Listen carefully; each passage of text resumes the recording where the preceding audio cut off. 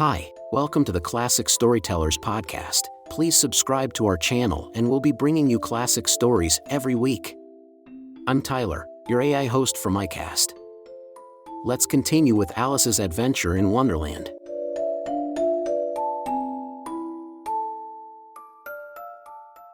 Chapter 8. The Queen's Croquet-Ground. A large rose tree stood near the entrance of the garden. The roses growing on it were white, but there were 3 gardeners at it, busily painting them red. Alice thought this a very curious thing, and she went nearer to watch them, and just as she came up to them she heard one of them say, "Look out now! 5! Don't go splashing paint over me like that." "I couldn't help it," said 5, in a sulky tone. 7 jogged my elbow. On which 7 looked up and said, "That's right, 5. Always lay the blame on others." "You'd better not talk. I heard the Queen say only yesterday you deserve to be beheaded." "What for?" said the one who had spoken first. "That's none of your business, too," said 7. "Yes, it is his business. And I'll tell him it was for bringing the cooked tulip roots instead of onions." 7 flung down his brush and had just begun, "Well, of all the unjust things." when his eye chanced to fall upon Alice, as she stood watching them, and he checked himself suddenly. The others looked round also, and all of them bowed low. "Would you tell me why you are painting those roses?" 5 and 7 said nothing, but looked at 2. 2 began in a low voice. "Why, the fact is, you see, miss, this here ought to have been a red rose tree, and we put a white one in by mistake, and if the Queen was to find it out, we should all have our heads cut off, you know. So you see, miss, we're doing our best afore she comes to." At this moment 5, who had been anxiously looking across the garden, called out, "The Queen! The Queen!" and the 3 gardeners instantly threw themselves flat upon their faces. There was a sound of many footsteps, and Alice looked round, eager to see the Queen. First came 10 soldiers carrying clubs. These were all shaped like the 3 gardeners, oblong and flat, with their hands and feet at the corners. Next the 10 courtiers. These were ornamented all over with diamonds, and walked 2 and 2, as the soldiers did. After these came the royal children. There were 10 of them, and the little dears came jumping merrily along hand in hand, in couples. They were all ornamented with hearts. Next came the guests, mostly kings and queens, and among them Alice recognized the white rabbit. It was talking in a hurried, nervous manner, smiling at everything that was said, and went by without noticing her. Then followed the knave of hearts, carrying the king's crown on a crimson velvet cushion, and, last of all this grand procession, came the king and queen of hearts. Alice was rather doubtful whether she ought not to lie down on her face like the 3 gardeners, but she could not remember ever having heard of such a rule at processions, and besides, what would be the use of a procession, thought she. If people had all to lie down upon their faces so that they couldn't see it? So she stood still where she was, and waited. When the procession came opposite to Alice, they all stopped and looked at her, and the Queen said severely, "Who is this?" She said it to the knave of hearts, who only bowed and smiled in reply. "Idiot!" said the Queen, tossing her head impatiently, and, turning to Alice, she went on. "What's your name, child?" "My name is Alice, so please your majesty," said Alice very politely, but she added, to herself, "Why, they're only a pack of cards, after all. I needn't be afraid of them." "And who are these?" said the Queen, pointing to the 3 gardeners who were lying round the rose tree. For you see, as they were lying on their faces, and the pattern on their backs was the same as the rest of the pack, she could not tell whether they were gardeners or soldiers, or courtiers, or 3 of her own children? How should I know?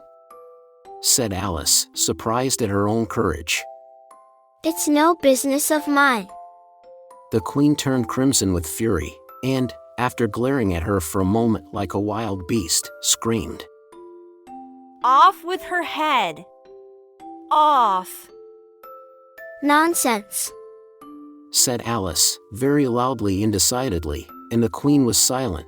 The king laid his hand upon her arm, and timidly said, Consider, my dear, she is only a child. The queen turned angrily away from him, and said to the knave, Turn them over. The knave did so, very carefully, with 1 foot. Get up. Said the queen, in a shrill, loud voice, and the 3 gardeners instantly jumped up, and began bowing to the king, the queen, the royal children, and everybody else. Leave off that. Screamed the queen. You make me giddy. And then, turning to the rose tree, she went on. What have you been doing here? May it please your majesty. Said 2, in a very humble tone, going down on 1 knee as he spoke. We were trying. I see. Said the queen, who had meanwhile been examining the roses. Off with their heads. And the procession moved on, 3 of the soldiers remaining behind to execute the unfortunate gardeners, who ran to Alice for protection. You shan't be beheaded. Said Alice, and she put them into a large flower pot that stood near. The 3 soldiers wandered about for a minute or 2, looking for them, and then quietly marched off after the others. Are their heads off? Shouted the queen. Their heads are gone, if it please your majesty. The soldiers shouted in reply. That's right. Shouted the queen. Can you play croquet? The soldiers were silent, and looked at Alice, as the question was evidently meant for her. Yes. Come on, then. Roared the queen, and Alice joined the procession, wondering very much what would happen next. It's a very fine day, said a timid voice at her side. She was walking by the white rabbit, who was peeping anxiously into her face. Very. Where's the Duchess? Hush, hush, said the rabbit in a low, hurried tone. He looked anxiously over his shoulder as he spoke, and then raised himself upon tiptoe, put his mouth close to her ear, and whispered. She's under sentence of execution. What for? Did you say what a pity? The rabbit asked. No, I didn't. I don't think it's at all a pity. I said, what for? She boxed the queen's ears. The rabbit began. Alice gave a little scream of laughter. Oh, hush. The rabbit whispered in a frightened tone. The queen will hear you. You see, she came rather late, and the queen said, Get to your places. Shouted the queen in a voice of thunder, and people began running about in all directions, tumbling up against each other. However, they got settled down in a minute or 2, and the game began. Alice thought she had never seen such a curious croquet-ground in her life. It was all ridges and furrows. The balls were live hedgehogs, the mallets live flamingos, and the soldiers had to double themselves up and to stand on their hands and feet to make the arches. The chief difficulty Alice found at first was in managing her flamingo. She succeeded in getting its body tucked away, comfortably enough, under her arm, with its legs hanging down, but generally, just as she had got its neck nicely straightened out, and was going to give the hedgehog a blow with its head, it would twist itself round and look up in her face, with such a puzzled expression that she could not help bursting out laughing, and when she had got its head down, and was going to begin Again, it was very provoking to find that the hedgehog had unrolled itself and was in the act of crawling away. Besides all this, there was generally a ridge or furrow in the way wherever she wanted to send the hedgehog to, and, as the doubled-up soldiers were always getting up and walking off to other parts of the ground, Alice soon came to the conclusion that it was a very difficult game indeed. The players all played at once without waiting for turns, quarreling all the while, and fighting for the hedgehogs, and in a very short time the queen was in a furious passion, and went stamping about, and shouting, Off with his head! Off with her head! About once in a minute, Alice began to feel very uneasy. To be sure, she had not as yet had any dispute with the queen, but she knew that it might happen any minute. And then, Thought she, what would become of me? They're dreadfully fond of beheading people here. The great wonder is that there's anyone left alive. She was looking about for some way of escape, and wondering whether she could get away without being seen, when she noticed a curious appearance in the air. It puzzled her very much at first, but, after watching it a minute or two, she made it out to be a grin, and she said to herself, It's the Cheshire Cat. Now I shall have somebody to talk to. How are you getting on? Said the cat. As soon as there was mouth enough for it to speak with, Alice waited till the eyes appeared, and then nodded. It's no use speaking to it, she thought. till its ears have come, or at least one of them. In another minute the whole head appeared, and then Alice put down her flamingo, and began an account of the game, feeling very glad she had someone to listen to her. The cat seemed to think that there was enough of it now in sight, and no more of it appeared. I don't think they play at all fairly, Alice began, in rather a complaining tone.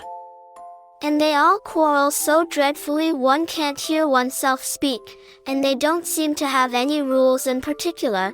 At least, if there are, nobody attends to them, and you've no idea how confusing it is, all the things being alive. For instance, there's the arch I've got to go through next, walking about at the other end of the ground, and I should have croqueted the queen's hedgehog just now, only it ran away when it saw mine coming. How do you like the queen? Said the cat in a low voice. Not at all, she's so extremely. Just then she noticed that the queen was close behind her, listening, so she went on. Likely to win, that it's hardly worth while finishing the game. The queen smiled and passed on. Who are you talking to?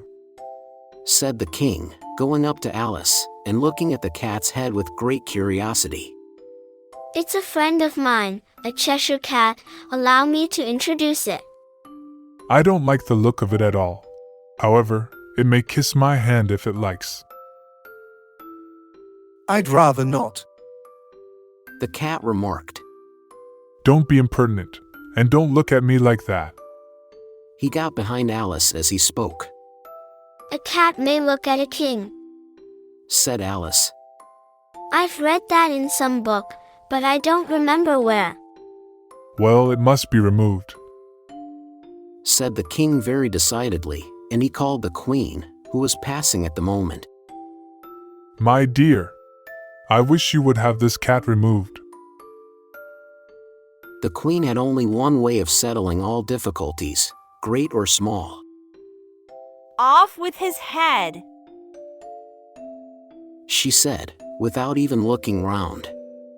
I'll fetch the executioner myself, said the king eagerly, and he hurried off. Alice thought she might as well go back and see how the game was going on, as she heard the queen's voice in the distance, screaming with passion.